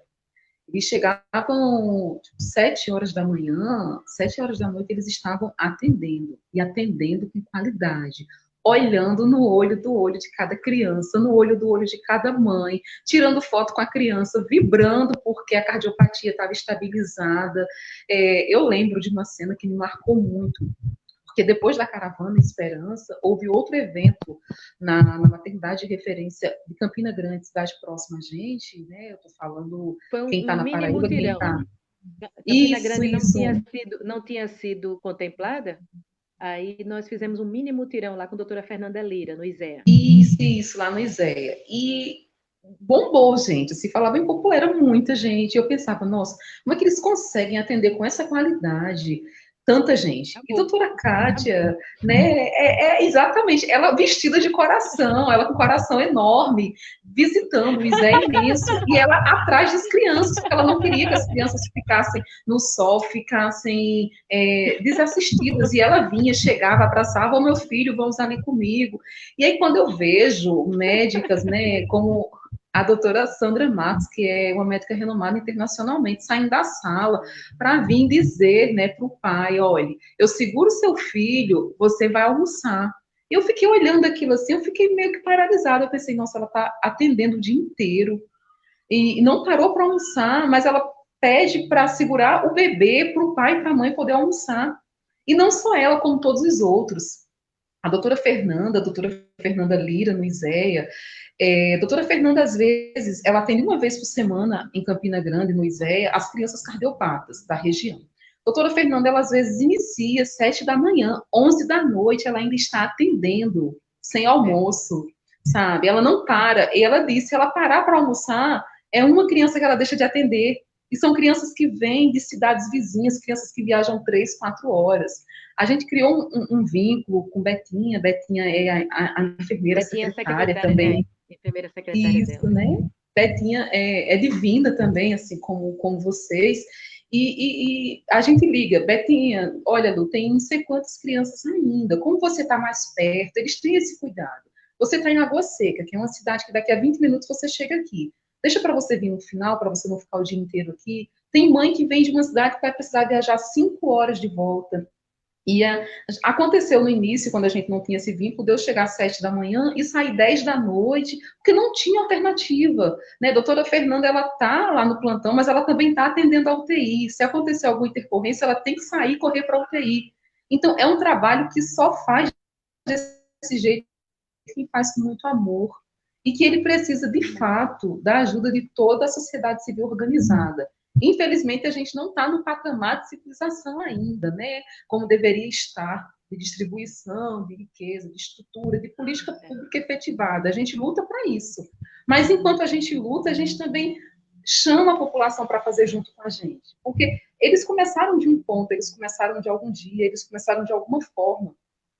Quando a gente recebeu alta do Recife para voltar para Paraíba, a doutora Sandra Matos, ela estava, inclusive, ela tinha sofrido um acidente de lancha, eu me lembro que isso me marcou, mas ela foi trabalhar, ela estava com os curativos, e ela pediu, né, para falar com a gente, com o retorno do Francisco, né, como o Francisco ficou um período bem mal na UTI, foi uma festa, a gente saiu com aplausos da UTI, com muito choro, e a gente criou esse vínculo. E aí a doutora Sandra me chamou para conversar, para dar alta do Francisco, para vibrar, né, a conquista de ter feito aqueles processos todos e de ter conseguido consertar os defeitos do coração naquele único procedimento, que eram vários. né, defeitos que ele tinha. O Francisco não nasceu com uma única cardiopatia. E ela me contou uma experiência que ela teve na Inglaterra, né? Ela me falou também da experiência da Inglaterra, das famílias com crianças com síndrome de Down. E vem muito de encontro com isso que a Kátia fala. As mães, quando recebem, né? Quando a gente que recebe um filho, quando a gente recebe um sobrinho, um aluno, de imediato é tudo novo, né? Então, eu acho que a gente tem esse instinto de querer proteger, de querer abraçar. E quando esse filho vem com algum diagnóstico que desestabiliza tudo que você... Exatamente. Isso, né? A gente tem de agarrar. Eu não sei o que aconteceu comigo e com o Luiz, que com o Francisco foi meio que o oposto. A gente meio que largou, a gente largou ele no sentido de pensar assim, nossa, ele já venceu tanta coisa, ele já passou por tanta coisa que a gente não vai agarrar. A gente quer dar base, quer estar perto dele, mas a gente quer ver ele fazer por ele. E a gente vem nessa perspectiva. E a doutora Sandra falou de uma experiência na Inglaterra, com brincar, com a natureza. Isso foi crescendo na minha cabeça, né? Ao longo desses anos foi sendo materializado. A gente passou a ter uma nova vida, mas não uma vida de pesar, sabe? Uma vida com novos significados. A gente passou a enxergar coisas que a gente via, mas não enxergava. A questão da pessoa com deficiência nunca mexeu comigo, porque erradamente e de forma ignorante, no sentido de não conhecer como a sociedade ainda é para o que é diverso, para o que está fora do padrão, eu achava que não era algo que carecesse de um olhar tão grande. Quando eu via alguém falando, eu falava, nossa, por quê? Porque dentro de mim não tinha... eu e o Luiz, né, o meu esposo, a gente, como que eu posso falar? A gente é meio que alternativo, a gente não tem modelo de idealização, a gente nunca pensou como seriam os nossos filhos. Talvez isso tenha nos ajudado muito quando a gente recebeu o Francisco. A gente recebeu um filho e não um diagnóstico. Mas não foi isso, e não é isso que eu encontro. E aí vem a Lu assistente social, né? Vem a Lu assistente social. Eu ficava vendo o trabalho da Kátia, o trabalho do Círculo, o trabalho de todo mundo envolvido, e eu pensava, como que a Lu, assistente social, e agora a mãe, agora vivendo essa realidade, pode fazer? Porque quando a gente fala aqui na rede social, eu estou vendo todo mundo, né, que está chegando por aqui, Zé Walter, que é secretário de Educação aqui do município, a Cíntia, que está no Espírito Santo, a Alana, que está aqui, a Ana Paula, que é escritora e vai estar com a gente numa próxima live, a Bárbara, que também é uma educadora, né, de Universidade do Rio, a Bárbara, que é parceira da Estela, os meus amigos de infância, Andréia, a Júlia, que eu conheci com 2 anos de idade, e está uma menina que vai fazer faculdade. Então, assim, todo mundo está entrando aqui, de certa forma, sabe um pouco de como a gente vivencia isso. E quando receber esse material em mãos, vai ver que é o reflexo do que, de fato, a gente vive. Mas não é a realidade, né? Não é a realidade da maioria dos lares. As pessoas ainda sofrem muito quando recebem um diagnóstico, quando recebem um filho que tem algo diferente do que foi idealizado. E isso sempre me provocou uma certa angústia, eu não consigo uma palavra diferente para falar. Eu passei a participar de inúmeros grupos, né, inúmeros grupos, eu nem sei contabilizar, grupos no Brasil, grupos fora do Brasil, começar a conversar com mães, com pais. Então, toda vez que alguém recebe um diagnóstico, eu tenho vontade de estar junto. Eu já corri atrás de pessoas na rua, eu estava lá no ISEA, quando uma mãe, ela recebeu o diagnóstico da cirurgia, e ela saiu do consultório, ela foi chorar. E, literalmente, eu corri atrás dela. Eu acho que ela pensou, nossa, essa moça não tá bem. Eu corri, mas quando eu cheguei perto dela, eu travei. Eu não sabia como introduzir o assunto, porque é um lugar muito sensível. Ela tinha recebido um diagnóstico naquele momento, né? Ela tinha todo o direito de estar abalada naquele lugar dela, mas eu queria, de certa forma, passar a experiência que a gente vem tendo como algo, como se fosse um acalento. E nem sempre isso é possível, porque cada um sente de um jeito, cada pessoa é um mundo, como diz a minha amiga comadre Andréia, né? Cada cabeça é um mundo, cada um se relaciona de uma forma diferente. Mas isso foi crescendo e resultou no nosso primeiro e-book, que é o primeiro de 4, né? A gente tem mais 3 pela frente, e com certeza vocês, né, estarão novamente com a gente, né, Kátia? Kátia tem material de nutrição, tem outras coisas que permeia, e a gente pensou, como até Fatinha, Maria de Fátima comentou agora há pouco que eu vi, essa necessidade da gente chegar no popular sem sair, né, da base, sem sair também do acadêmico, da fundamentação. A gente não pode nivelar as pessoas por baixo, né? As pessoas têm o direito de ter acesso à informação de qualidade. A gente precisa falar de uma maneira que a gente seja compreendido, mas sem tirar o sentido, né? Sem tirar a qualidade. As pessoas precisam e elas querem ter acesso ao que é bom. Por isso que eu trouxe, por isso que a gente convidou o Círculo do Coração, porque essa instituição, ela poderia estar assim, em todas as cidades do Brasil, ela poderia estar nos grandes centros, porque eles têm equipamentos de ponta, médicos de ponta, com experiência internacional. Mas o que sobressai não é isso, né? O equipamento de ponta a gente pode adquirir de forma material em outros lugares. O que sobressai é como eles fazem. Eles têm um lema, onde há um desejo, há um caminho. Há um caminho. Né? Então, por esse tema... Se o desejo, doutora Sandra diz assim, se o desejo é pouco, é fraco, o caminho fica nebuloso e não se abre. Mas se o desejo é grande, é forte, os caminhos vão aparecer. Você tem que ter confiança, né? Fé e ir procurando que ele vai aparecer. Então, o desejo tem que ser forte. O nosso desejo é de ajudar essas crianças. Essa tua última fala, né, introduz já esse meu tema para eu poder passar para vocês também. Não me estender muito, porque se deixar eu vou falar sobre esse tema o dia inteiro. Quero ver quando o desejo... novamente. Desculpa, eu não te ouvi, Kátia. Não, eu gostaria de ouvir Estela. Gostei muito da palavra dela também. Travou lá. Internet tem isso, gente. Às vezes trava. Desculpa, Kátia. Não, você ia fazer alguma pergunta aí? Travou. Vamos aguardar. Pronto. Quando a gente tem um desejo, tudo torna-se mais fácil. Com o processo do Francisco, quando a gente chega nos lugares, por quê? Quando a gente traz um recorte, a gente já tem um país com uma estrutura muito carente no sentido da efetivação do que já está conquistado, garantido em direito. Quando a gente traz isso, né, para o campo da pessoa com deficiência, gente, é muito pior. Eu vou falar agora de maneira assim bem clara, é muito precário. A gente tem uma legislação que ela é ampla, é uma das maiores e melhores, teoricamente, no mundo.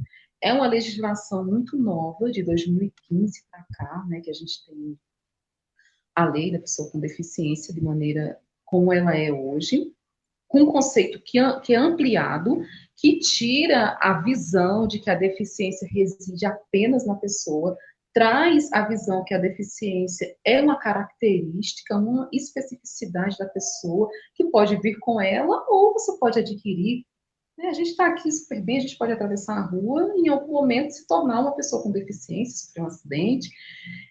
E o olhar social ainda é muito distante para isso. A gente tem, eu penso que alguns paralelos que distanciam a pessoa com deficiência do que ela realmente é, um sujeito de direito, um ser humano integral como os outros. A gente tem aquela questão da benevolência, de olhar com o olhar caridoso, despolitizado, né? De sempre tratar a pessoa infantilizando e tirando mesmo a integralidade do ser.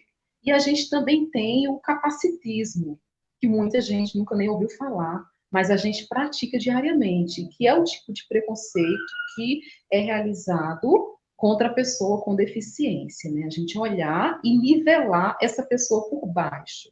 A gente fica num lugar vertical, como se fôssemos os detentores do que essa pessoa tem que fazer, dizer o que ela tem que fazer. E quando a gente traz isso para o universo da criança, ainda é muito pior. No início da fala da Estela, a Estela fala da questão de todas as crianças, até algum tempo atrás, anterior ao ECA, não serem tratadas como sujeito de direito, né? Eram, inclusive, chamadas de menores, né? Os menores, que é um termo que a gente não usa mais, menores de idade. Hoje a gente fala criança e adolescente. Porque quando a gente falava menor, a gente reduzia.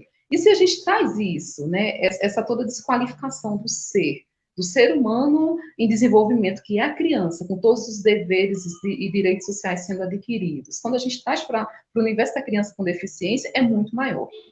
Os próprios pais, eles têm, né, essa dificuldade de enxergar o potencial do filho, porque nós não fomos educados para isso. Não é uma culpa, né? Eu sempre falo, a gente tem que sair desse lugar de culpa e passar para o lugar da responsabilidade. A gente não tem culpa de ter sido educado dessa forma, era assim, mas a gente hoje tem a responsabilidade de chamar a população para sair desse lugar. A gente tem a responsabilidade de pegar o que a gente tem adquirido, conquistado em documento e lutar. Sempre eu escuto as pessoas dizendo a seguinte frase: nossa, só está no papel é muito bonito, mas não funciona. Eu não falo só no papel é muita coisa. A gente já tem isso assegurado em lei, é muita coisa, porque é através do papel que a gente tem como realmente reivindicar. E foi parar no papel, não foi de uma maneira vertical, foi através de luta de anos. E hoje as pessoas com deficiência, elas estão falando sobre elas. Já é uma conquista muito grande.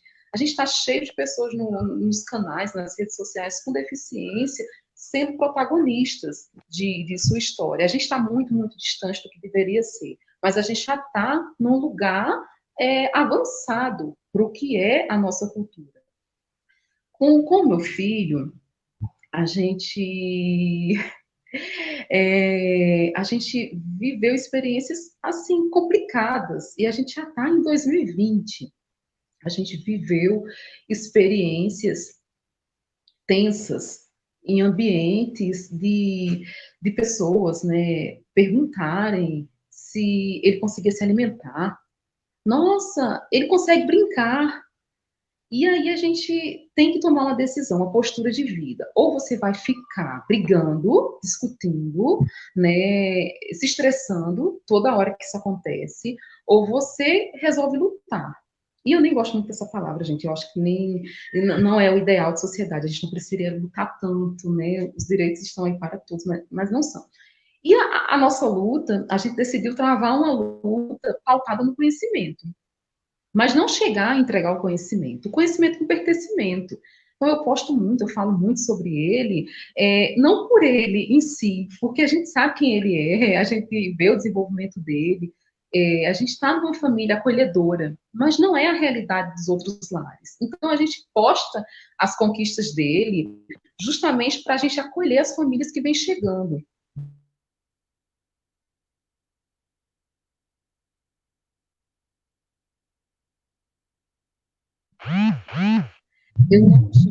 Eu não tinha formação específica em educação. E quando eu converso muito isso com Estela, né, Estela, a gente conversa muito sobre educação, sempre.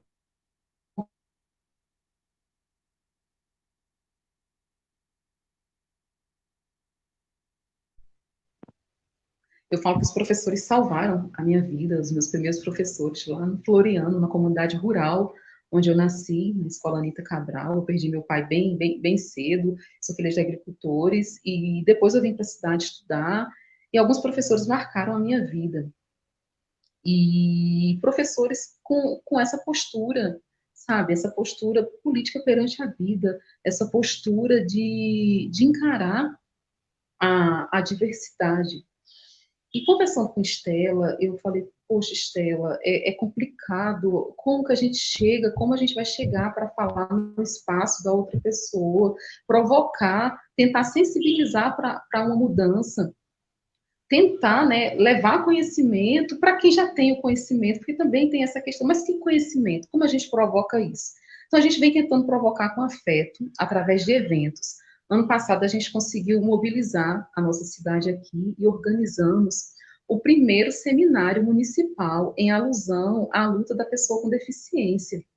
Gente, assim, foi um dia que eu chorei muito, estava grávida de 7 meses do Valentim.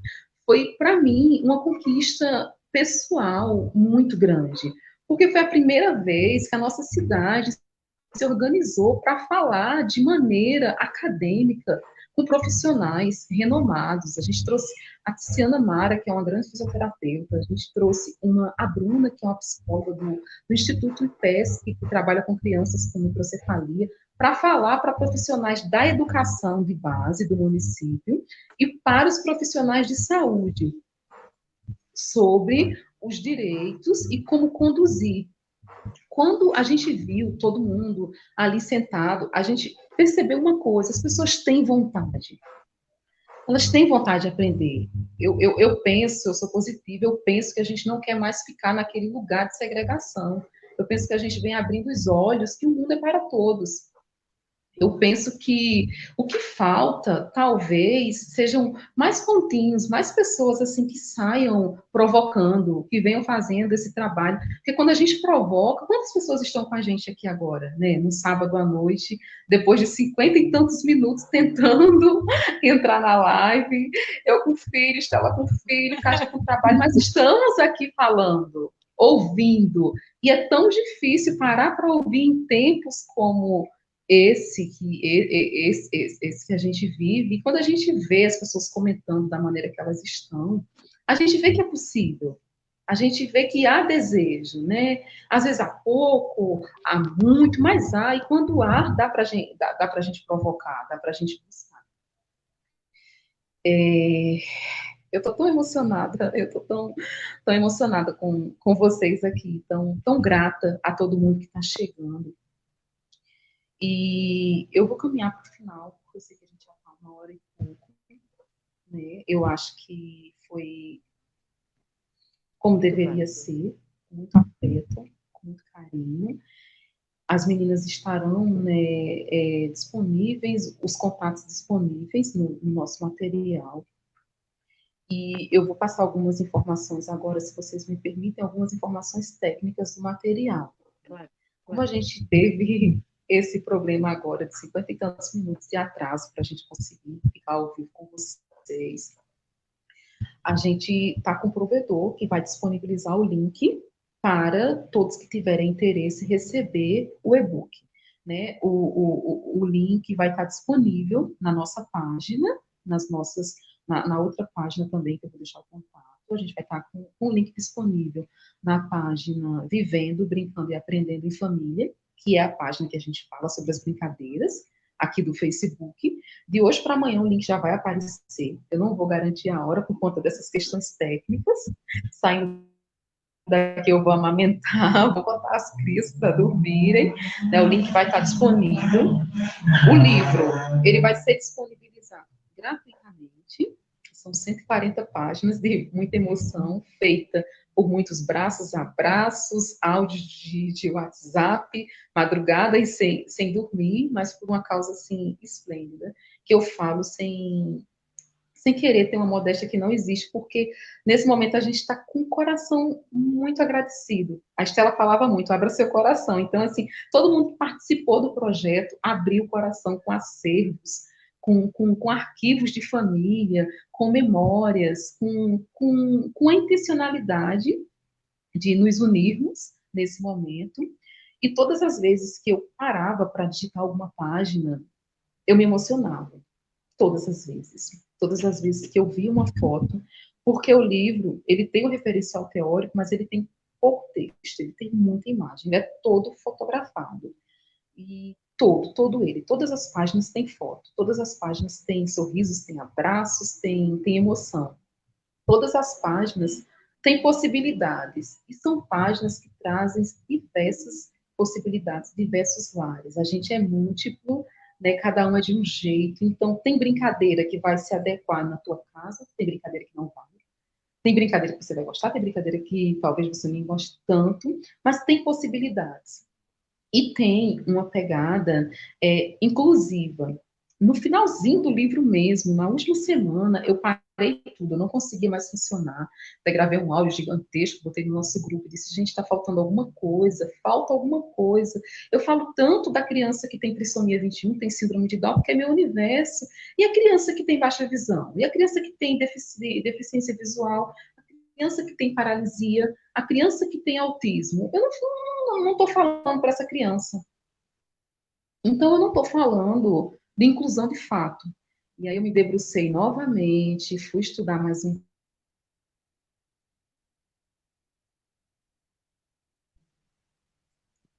diferente da que o meu filho tem. E o livro, ele não é um livro que você vai pegar e vai dizer, esse é um livro para pessoa com deficiência. Não, esse é um livro para todos. Todas as brincadeiras podem ser desenvolvidas por crianças, pessoas, adultos, idosos, adolescentes, com ou sem deficiência. A gente foi estudar sobre cores. Eu vou tentar mostrar para vocês aqui um brinquedo que a gente faz e que é simples de fazer. Deixa eu ver se eu consigo pegar aqui, gente. É a pipa de mão. Está aparecendo aqui para vocês? Deixa eu aqui. Está aparecendo, né? São fitinhas, né, amarradas numa argola, e aí a criança deixa eu ver se eu consigo aqui. A criança pode mexer e tal. E ela geralmente é feita nas cores do arco-íris. Mas existem crianças que têm hipersensibilidade e se sentem mal quando vem muito colorido, como é o caso de algumas crianças que têm autismo. E aí a gente foi estudar para ver que alternativa a gente poderia trazer para essas crianças também poderem brincar, se assim quiserem, com a pipa de mão. E aí a gente descobriu que o azul, ele pode proporcionar um relaxamento, ele pode acalmar. Estava lá tudo explicadinho no livro. A gente desenvolveu a pipa na cor azul. E aí a gente começou a fazer com os outros objetos.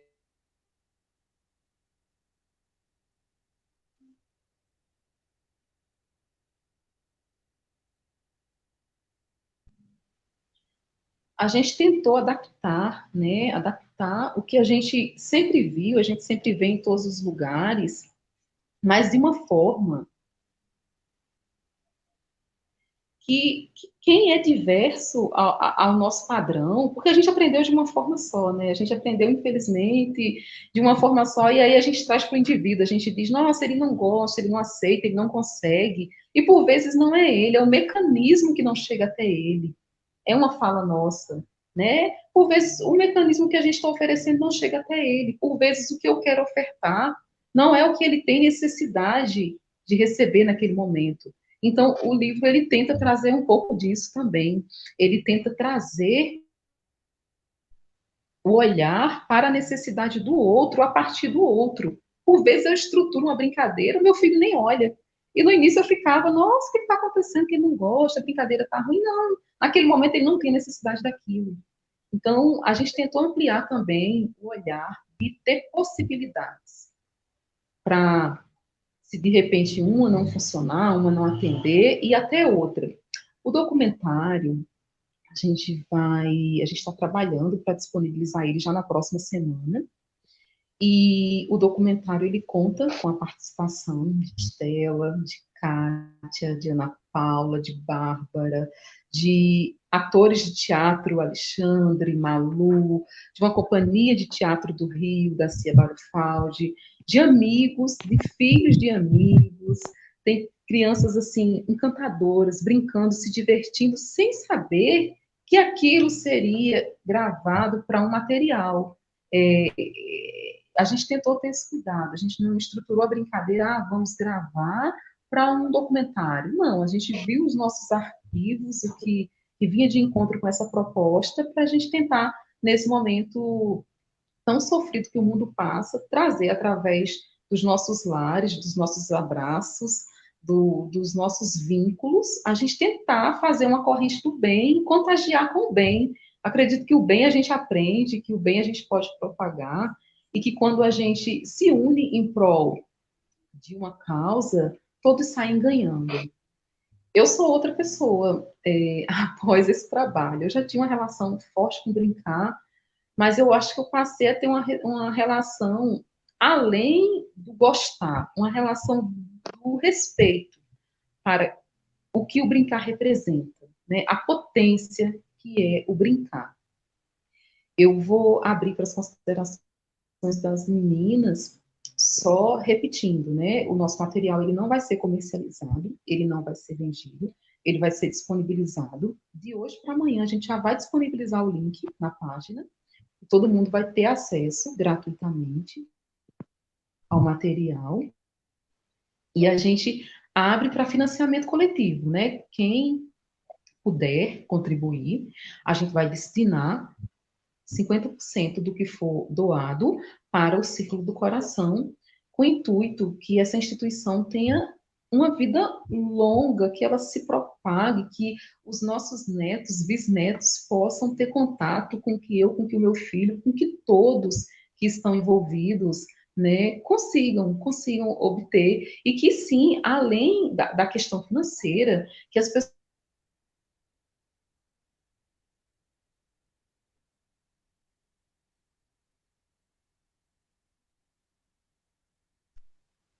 passem a conhecer um trabalho humanizado, de fato, como pode ser, como é possível, que mesmo em meio a tantas dificuldades estruturais, eles param para olhar no nosso olho, para nos dar um abraço, para mandar uma mensagem de WhatsApp perguntando como a criança está, depois de tanto tempo que a necessidade daquele tratamento emergencial. Então, a todos que participaram da live, eu gostaria de ler todas as mensagens ao vivo, mas não é possível. Fica aqui o nosso abraço a todos que estão participando do evento.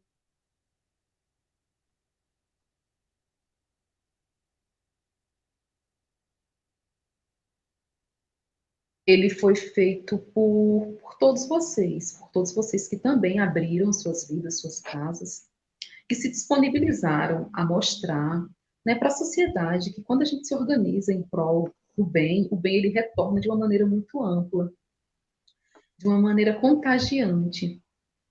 Eu não tenho palavras para agradecer a vocês duas.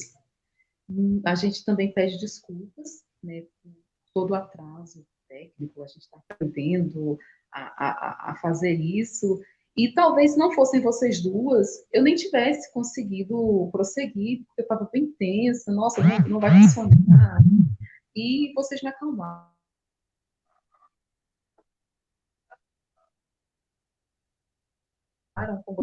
E aconteceu dessa maneira tão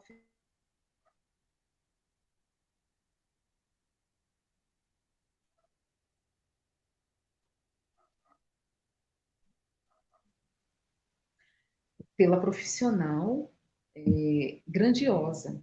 Quando eu iniciei a faculdade, a Estela era uma garota, quase assim da minha idade.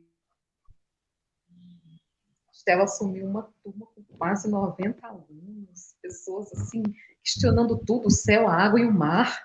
E aí a Estela falava, gente, abram seus corações. Era microfone, era roda, era todo mundo de mãos dadas para conseguir nos ouvirmos, porque a turma era gigantesca. E Estela estava no meio de uma especialização, um filho pequeno, enfim. É esse tipo de pessoa que o mundo precisa, sabe? Vocês são essenciais, essenciais. E dividir esse trabalho com você, eu digo sempre para os meus amigos, eu só estou conseguindo fazer por conta de vocês, com vocês. Eu tenho um bebê de 7 meses que mama muito à noite, sabe? É meu bezerrinho. Eu tenho todas as atividades de casa, como vocês têm. Então, assim, fisicamente estou bem cansada, mas com o coração cheio de gratidão. Faria tudo novamente. E a gente vai seguir. Eu acho que a gente vai se encontrar muito ainda pelo nosso caminhar. Eu não tenho, Estela, assim, outra palavra para definir você, a não ser abraço. E quem está aqui na live, que foi teu aluno, sabe que Estela é a pessoa do abraço. E Kátia, no momento mais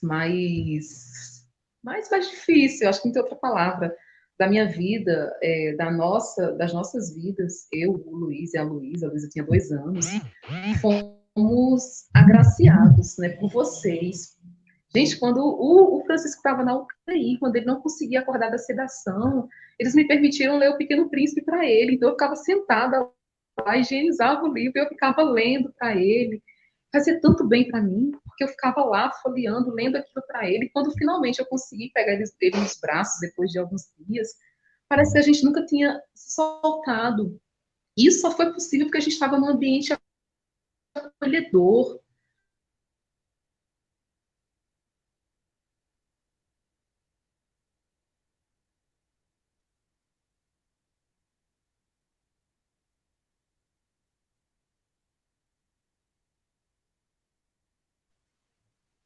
Eles fazem isso com...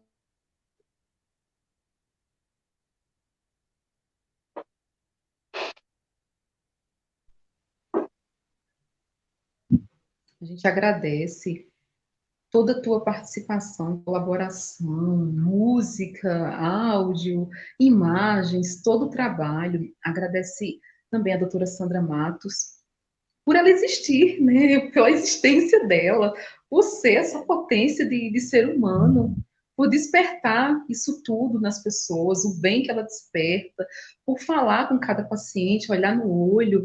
E aí eu estendo a toda a equipe, a doutora Fernanda, doutora Lourdes, doutora Débora, enfim, toda a equipe que compõe o círculo.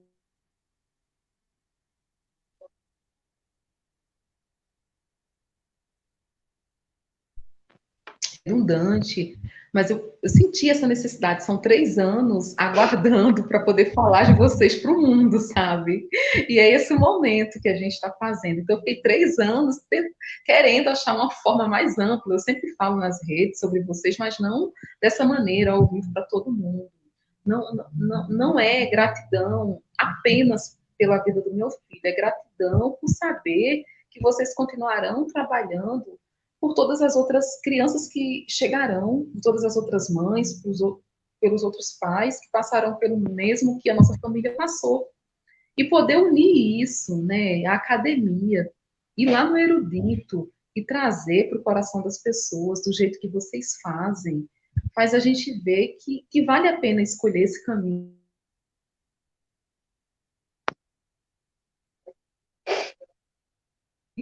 A melhor educação possível para o mundo, porque a educação é a chave. E a educação, quando ela entra no coração das pessoas, ela faz toda a sociedade evoluir. Evoluir além da questão estrutural, né? É muito além do poder da educação.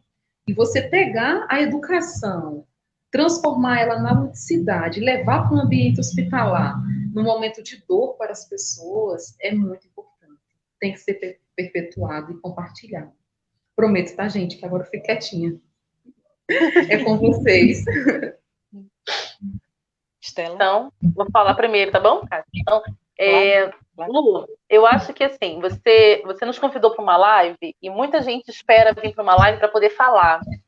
E eu acho que essa é uma live de escuta, porque é uma live em que você tem um lugar de fala, né? O seu lugar de fala é o seu lugar de quem sentiu necessidade de pensar sobre o seu filho, as necessidades que o seu filho, né? Quando você se depara com uma necessidade especial dele, em que ele precisa de um atendimento especializado, que você sabe que na sua cidade não tem, e que você vai buscar isso em outros lugares, e que você entende o seu papel não só como mãe, mas como assistente social, como mulher e como cidadã, em que você entende que tudo que você faz para ele pode ser compartilhado por outras famílias. Então, quando você vem falar aqui, eu não posso esquecer o seu lugar de fala. Então, esse era o momento que eu entendo que é o momento da Luciene colocar. Deixa rolar, que agora eu e a Kátia a gente termina a live, fica tranquila, tá? É o seu momento, pode deixar. Então, assim, era o momento em que você precisa colocar o que te motivou a isso. E o que te motivou é o que trouxe toda essa rede junto com você. É o que me fez convidar mais pessoas para participarem. E que assim você foi agregando gente. Porque você tem um lugar de fala que é um lugar de que não compete só a sua casa. É a sua casa, é a casa da Luciene, é o bairro, é a cidade, é o estado, é o país, é o mundo. Então você tem uma questão própria e é singular também, ao mesmo tempo, porque você não está pensando só em você. Então, quando você vê um material como você dividiu comigo, né? Isso aqui é a live de inauguração desse material, em que você me traz o material, em que você acolhe, porque você fez a escuta, você passou 4 meses escutando. E agora somos nós que vamos escutar isso, né? Então, você passou 4 meses escutando, acolhendo várias contribuições, para chegar agora num material em que vai ser dividido, distribuído, compartilhado, trocado, ampliado, porque ele tem possibilidades. Você deixou, acredito que várias pessoas com mais vontade de ler o seu material. O que eu já faço com meu filho que eu posso fazer diferente? Ou, nossa, eu já faço tudo isso com ele. Nossa, eu estou no caminho certo. Eu estou pensando de forma lúdica, eu estou pensando de forma criativa, eu estou exercendo o direito dele de brincar, estou garantindo a essa criança um direito a um aprendizado diferenciado, não é? Quando você estava falando ali das partes do livro, eu fui me encontrando das várias fotos que eu vi. E tantas outras que eu não vi ainda, que ainda vou ter que passar o olho nesse material. Então, eu acho que esse aqui é o espaço, que era um espaço em que você precisava falar. Você precisava agradecer todo mundo e você precisava compartilhar o porquê que a Luciene, mais assistente social do que mãe, está se colocando no mundo, né? Porque isso é ato político. É ato político, é posicionamento político. Decidir fazer um material didático, distribuir gratuitamente, falar bem dos professores, falar da sua cidade, quando ninguém está falando bem de nada.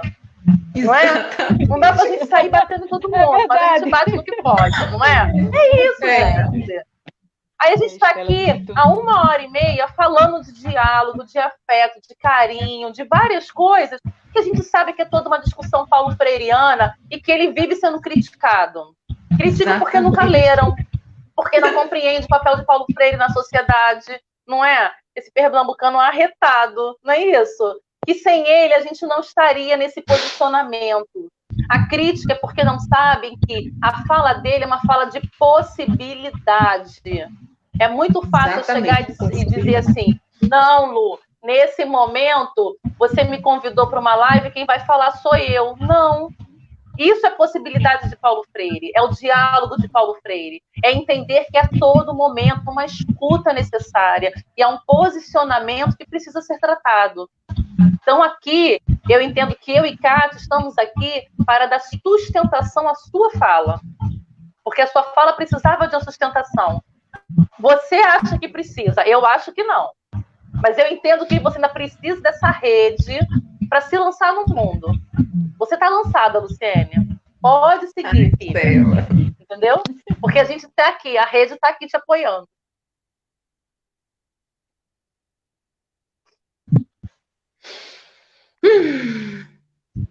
Aí eu passo para a Cátia. Uau! Estava aqui com a respiração suspensa. Gostei, Estela, é isso mesmo. Acima e embaixo no que você falou. Eu só lembrava, eu estou fazendo trabalhando em casa e fazendo a quarentena, um curso livre de neurociência. E aí o professor cita Khalil Gibran, quando ele diz assim: há pessoas que entram na floresta apenas para olhar a madeira para a sua fogueira. E Lu olhou a floresta. Luciene, você olhou a floresta. Você não olhou a madeira para a sua fogueira. Então, assim, eu só quis coroar com esse pensamento a palavra interessante e certa que Estela comentou agora, e tudo que você falou aí toca fundo no nosso coração.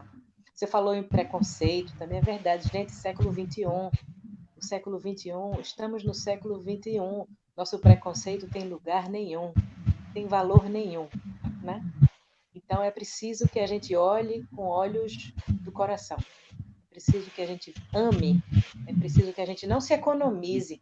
Tinha uma chefe, quando eu trabalhava em telecomunicação, que dizia: gente, não se economize não, você não sabe quanto tempo mais estará aqui nessa romagem, então não se economize não, Lu, você dá um exemplo para todos nós, que a gente possa dar o melhor nosso, o melhor, mesmo na pandemia, se reinventar, se ressignificar, né? A professora lembrou o Paulo Freire, ele é estudado lá fora, né, como um material ele é tema de estudo nas universidades americanas.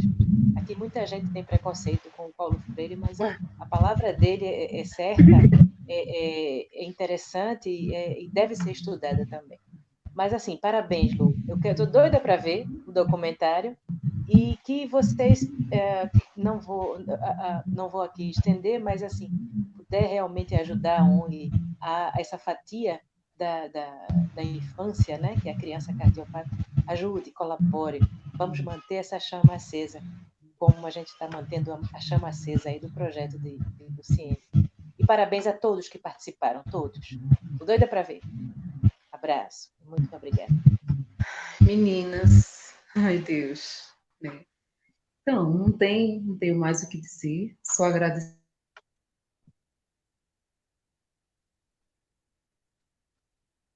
E agradecer quem ficou com a gente, quem está comentando. Eu vou ler tudo com muito carinho. Coração aberto, né, Estela? Agradeço esse teu posicionamento. Por favor. Né? Esse teu posicionamento, a gente não tem como esperar menos de você, é isso, né? Você essa grandeza de pessoa e essa humildade de pessoa. E caminhar com as pessoas com as quais eu caminho não é difícil, gente. Eu não estou sozinha. Eu tenho uma rede de pessoas, de braços e abraços, de comadres e compadres, de pessoas que me acolheram ao longo da vida. E eu vou finalizar fazendo um agradecimento. A gente está falando em questão de preconceito, né? E o preconceito nada mais é do que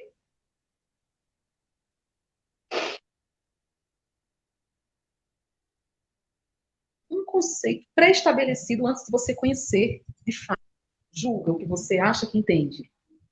E a questão problemática não é um preconceito, é inerente, a gente está assistindo, quem está assistindo essa live está tendo algum preconceito, mesmo que seja positivo, no sentido de pensar sobre a gente, o que a gente está falando. Né? A questão é você, a partir do preconceito, segregar, não permitir que o próximo tenha o mesmo acesso. Então, quando a gente finalizou o trabalho, uma das grandes preocupações era esse trabalho não ficar com uma cara assim, é um e-book, é um livro para crianças e para pessoas que têm deficiência. Não, ele é um livro para todas as crianças, para todas as famílias.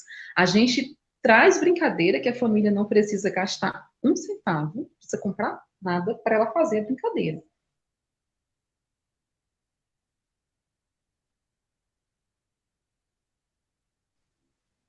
Brincando com o que se tem é um modo, eu digo que é um jeito de ser, de brincar, é você brincar com o corpo, em todos os espaços.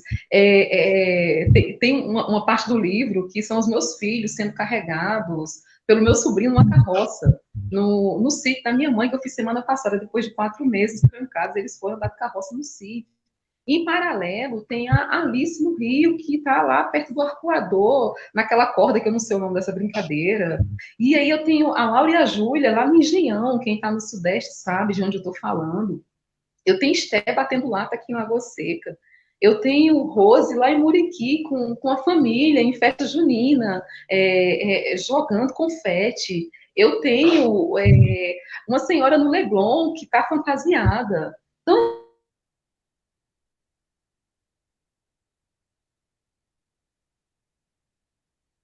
assim, a gente via.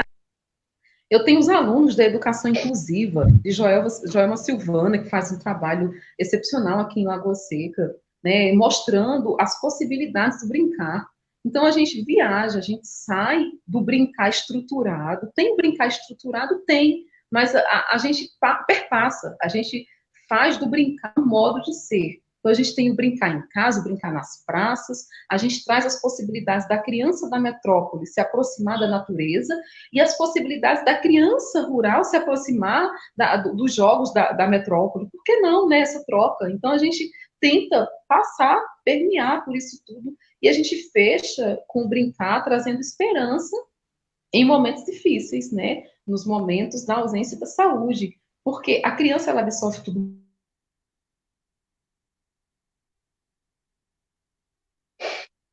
Cardiopatia, um câncer, enfim, quando a criança está num ambiente acolhedor, respeitoso e lúdico, a gente entende, tem inúmeras pesquisas que discorrem sobre isso, que a recuperação dela é melhor, que potência, gente, o brincar tem. Então, a gente chama todo mundo para ser brincante com a gente, brincar com o que se tem.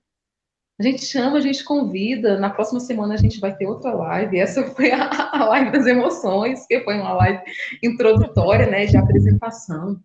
Eu também aproveito para me desculpar. Eu sei que eu falo mais, Estelinha, nas tuas aulas.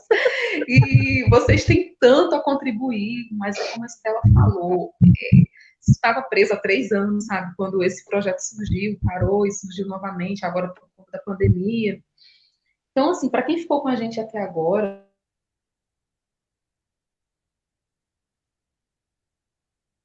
todo, né, fazer um jabá aqui da minha cidade. Eu estou numa cidade pequena, geograficamente, tem menos de 30 mil pessoas, Água Seca, no Brejo Paraibano, que tem os melhores climas do mundo, sabe? A gente está no frio e a cidade é muito bonita, é muito verde, 80% das famílias são famílias rurais.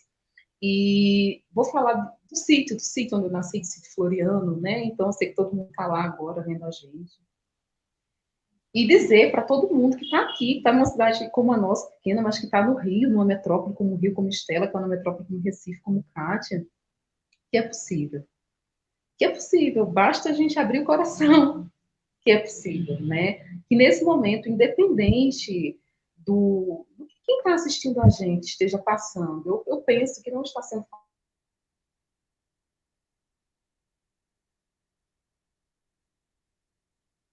para ninguém. A gente pensa que não está sendo fácil para ninguém, seja por questões econômicas, muita gente perdeu muita gente, a gente perdeu muita gente também nesse momento, mas que a gente que está ficando aqui, que a gente saia do lugar da culpa, saia do lugar do distanciamento e venha para o lugar da responsabilidade, e que a responsabilidade não precisa ser algo difícil, algo distante. A responsabilidade pode ser de forma afetuosa. A responsabilidade, ela pode ser de forma leve. Enfim, gente, eu ficaria aqui a noite toda, mas não é possível. Eu vou amamentar o Valentim que está ali chorando. E finalizando assim, com tudo, eu não tenho outra palavra.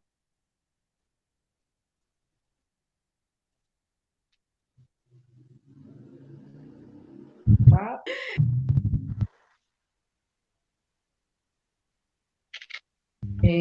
É dizer mesmo, né, que o amor, ele rompe barreiras, né? Que o preconceito, acho que André, alguém comentou aqui agora que parou na hora que a gente estava falando do preconceito. O que a gente tenta abordar é que o preconceito é algo inerente, mas que a gente se abra para antes da gente conceituar, para antes da gente determinar o que é, o que pode ser, que a gente se permita viver. Que os diagnósticos não sejam sentenças. E aí essa questão ela perpassa a deficiência, que os diagnósticos dão a tudo, a sociedade está difícil, está tudo ruim, mas isso não pode ser uma sentença.